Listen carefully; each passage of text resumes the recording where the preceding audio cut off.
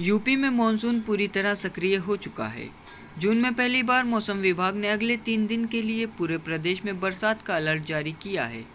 बुधवार शाम से गुरुवार सुबह तक यूपी में रुक रुक कर बारिश जारी है। प्रयागराज में भी 11:30 बजे के आसपास बारिश शुरू हुई। लखनऊ, मेरठ, गाजियाबाद, नोएडा में भी सुबह अच्छी बारिश हुई। उधर कानपुर में गंगा बैराज के 8 गेट बुधवार देर शाम खोल दिए गए।